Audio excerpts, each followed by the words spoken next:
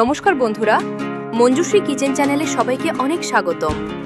আজ আমি আপনাদের সঙ্গে শেয়ার করব কাঁচা লঙ্কা দিয়ে মুরগির ঝোলের একেবারে ঘরোয়া বাঙালি রেসিপি।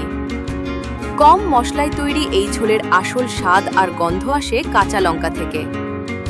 প্রথমে মুরগির টুকরোগুলোতে নুন, হলুদ আর সামান্য কাঁচা লঙ্কা বাটা মাখিয়ে কিছুক্ষণ রেখে দিন। এদিকে সর্ষের তেলে আলুগুলো হালকা ভেজে তুলে নিন। এরপর তেলে তেজপাতা আর গোটা জিরের ফোড়ন দিয়ে পেঁয়াজ কুচি ভালো করে ভেজে নিন। পেঁয়াজ সোনালি হয়ে এলে আদা রসুন বাটা দিয়ে কষে নিন। তারপর হলুদ আর জিরে গুঁড়ো দিয়ে মশলাটা ভালোভাবে কষে নিন।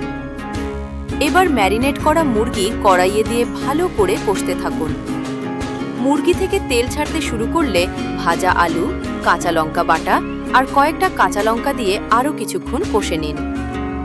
তারপর প্রয়োজন মতো গরম জল দিয়ে ঢেকে দিন। মুরগি আর আলু ভালোভাবে সেদ্ধ হয়ে গেলে ওপর থেকে গরম মশলা গুঁড়ো আর আরও কয়েকটা কাঁচা লঙ্কা ছড়িয়ে দিন। ব্যাস, তৈরি হয়ে গেল সুগন্ধে ভরপুর কাঁচা লঙ্কা দিয়ে মুরগির ঝোল। গরম গরম ভাতের সঙ্গে পরিবেশন করুন আর উপভোগ করুন কাঁচা লঙ্কার ঝাঁঝালো স্বাদ। ভিডিওটি ভালো লাগলে লাইক, কমেন্ট আর শেয়ার করতে ভুলবেন না। আর নতুন নতুন রেসিপি পেতে সাবস্ক্রাইব করে নিন মঞ্জুশ্রী কিচেন চ্যানেলকে। সবাই ভালো থাকবেন। আবার দেখা হবে নতুন রেসিপির সাথে।